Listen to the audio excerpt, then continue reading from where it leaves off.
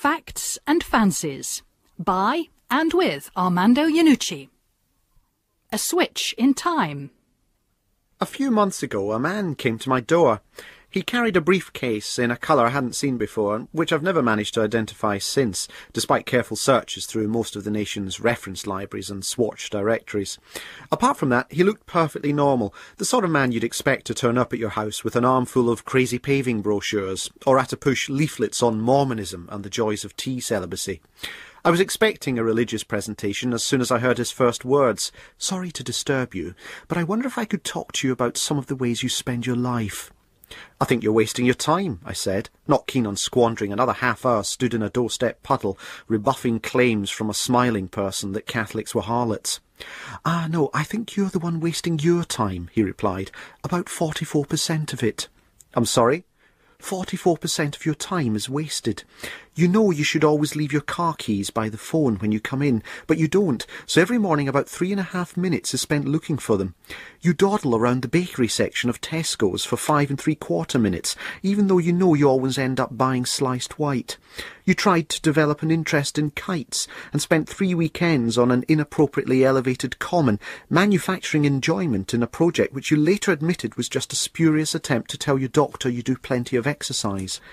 Add to this the 14 months spent taking that route home along Anderson Street before you discover the shortcut down Monk's Lane and across Widney Grove, the 3 years Latin you did at school, and all the novels and television and films you've seen and read which you didn't like, always knew you wouldn't like, but read and watched anyway because other people talked about them and you wanted to talk about them too, but which you ended up never talking about because you couldn't bring yourself to say you didn't like them. Add that day you got lost and walked a 9-mile tetrahedron around Dumfries, and the 2 years you lived in Greenock as a boy and failed to develop emotionally or intellectually by any significant degree. Add also the seconds you spend just standing and staring at objects around the house when you're meant to be making a decision about cooking. Add the moments when you stop everything because you think you're going to sneeze but you don't sneeze, or the day those grapes made you sick, and you'll find that approximately 44% of your life is spent on activities that generate so minimal an amount of memorable experience as to prove to be an absolute and total waste of your time. "You'd better come in," I said, trying not to look as if someone had just rammed a hand down my throat and slapped my soul about a bit.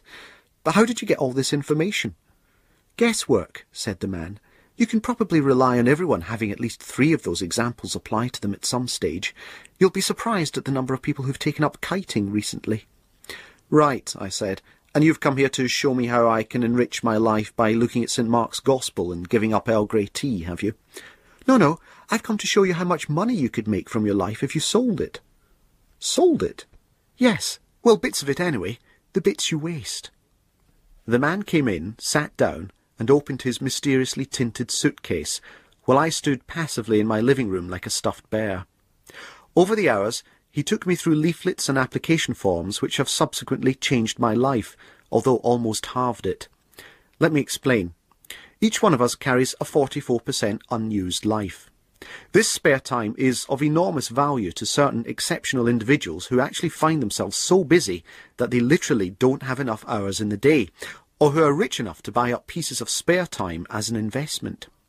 To them, our unused time acquires a value, and one which we should be encouraged to realise by selling off. The only downside would be that technically some of our time would then be owned by someone else, so that, for example, certain selected bits of life would have to be spent running the transportation office of someone else's coffee packaging firm, or being a vocalist in a slightly overhyped calypso techno crossover band from Auckland. But once we've made money from sold time, we can then afford to buy into the unused lives of other people who participate in the life-sharing scheme. So I discovered from the Stranger's time chart that 52 hours of my life buys me an hour of Ken Russell's, although it would be of Ken Russell when he wasn't doing anything. A week gets me a minute's sleepy Richard Branson. I signed up instantly, sold off all my wasted time, which to my delight I discovered to be higher than average at 62%, and now surf the likes of Jack Straw when he has a head cold, and occasionally Tom Hanks at a bad opera. In return, my spare moments have been bought up by an anonymous American time-stock conglomerate, which is why I'm writing this on the night flight to Chicago, where I'm about to spend the next 14 weeks in their vaults. I'd get out of this scheme, but unfortunately the man at the door with the abnormally pigmented suitcase has proved too busy to be contacted. God, the sequel. Theology has had a troubled history. Over the millennia, men in cassocks have got into fights discussing whether sins stain the soul from the bottom up, whether angels moult in the spring, whether miracles are what happens when saints get excited, and whether birthmarks are God's barcodes. Attempts have been made by theologians to update their spiritual language and make it more relevant to contemporary life. Hence, church writers now talk of the soul as a sort of ethical modem attached to the body's other spiritual software, which allows us to log on to a net of values greater than those stored by the body, which anyway is liable to go down. What's remained constant, though, throughout this fickle theosophising is the central supposition that God exists. It's the one grand posit behind the multifarious theological models on offer, though the deity's precise measurements may vary from belief to belief. Some postulate a cold, rational God who initiated but cannot intervene in the workings of the universe, while others believe in a sort of 24-hour emergency call-out God who can be summoned at the cost of a prayer to come out at any time and repair burst circumstances. There are others still who say they believe in something but refuse to limit or personalise their notion of otherness by calling it God. Instead, they use more evocative phrases such as ether duke, an inexplicable cough of goodness, plasma cavalcade, massive piety convulsion, a sort of blissful harmony of temporal energy, but a harmony that is regular, unlike jazz, being and nothingness inspector, consciousness become cabaret, eternity-trousered woman, and a phrase made popular by Catholic theologian Hans Kung, fat uncle. Whatever the terminology, these metaphors are being attached to a perceived reality which is felt to be greater and a lot more interesting than exclusively human experience. They are an admission that there's something more to life than the endless cycle of birth, marriage, hernias and death, which would otherwise represent the major chapter headings of most biographies. However, this supposition has been challenged so much of late that nowadays it's probably fairer to say we're living in a society which, if it hasn't exactly killed God off, has at least shown him the brochures for a local hospice it's booked him into. The move towards a post-God society is evidenced by the dropping of Harry Seacombe's Highway programme from peak-time Sunday scheduling, and the insertion in Songs of Praise of more and more human interest chats with local clockmakers at the expense of direct, honest-to-goodness, badly written hymns. The latest crack in God's face occurred some time ago on Radio 4. Sunday mornings on the network used to start at 6 a.m. with Morning Has Broken, a programme vigorously targeted at the 65 to 70-year-old convalescent nun, and which did its job well. It was the one last place in British broadcasting where hymns such as God Make Me Large in Your Eye and Lordy Lordy the Devil's Shouting Bang could be introduced without the slightest hint of irony.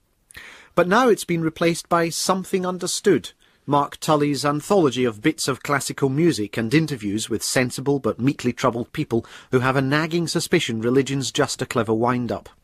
As an earthquake in the history of Britain's religious culture, this scheduling change is momentous, possibly up there with Henry's dissolution of the monasteries on the ecclesiastical Richter scale, for it's official proof that talking about God is embarrassing. Equally embarrassing, though, are the things we've replaced him with.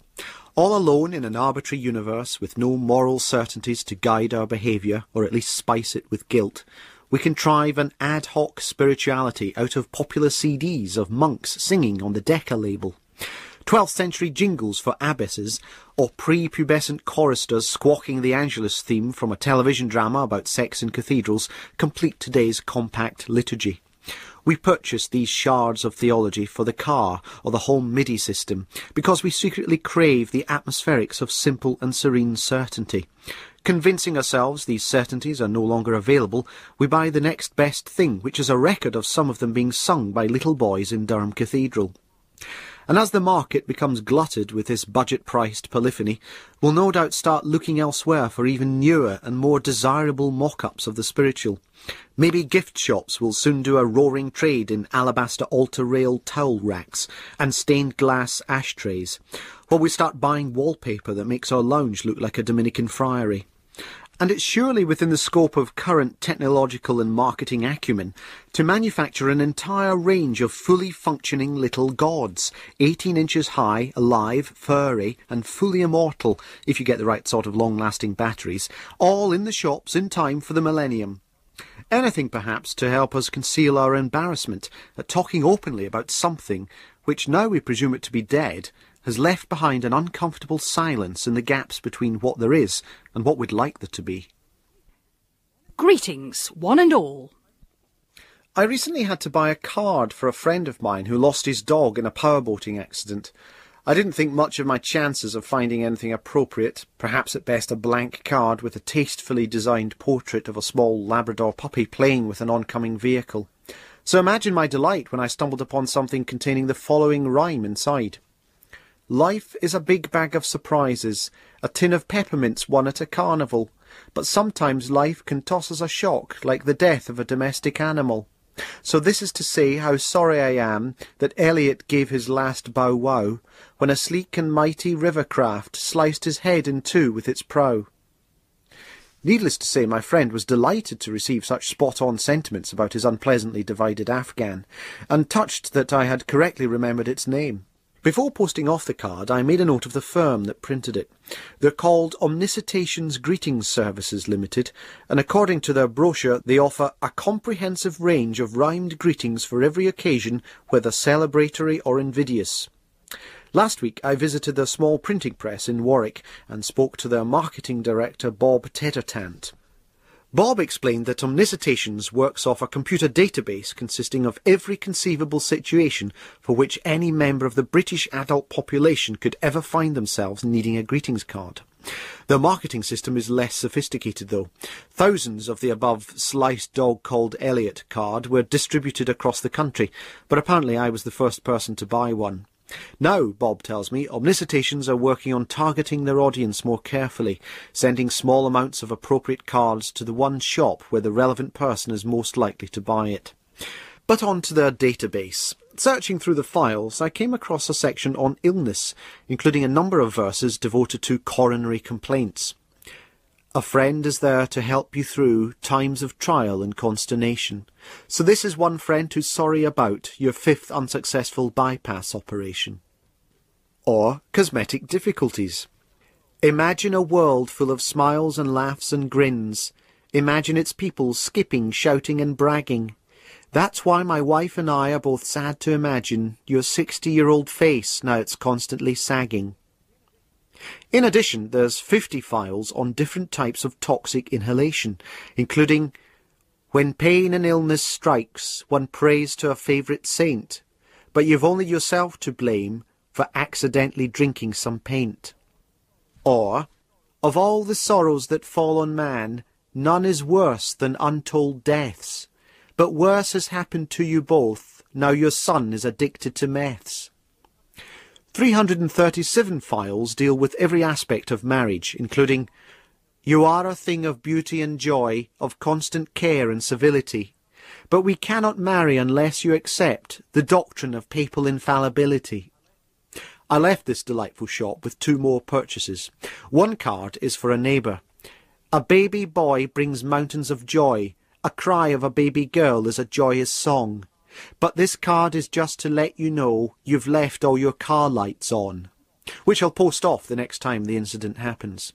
My other card contained a message of sympathy. In times of trial and trouble, when difficulties turn to devastation, it's surely no comfort to know you're under arrest for molestation, which I'll probably pop through the chaplaincy letterbox on my way home tonight. Armando Iannucci's Facts and Fancies was produced by Jonathan James Moore.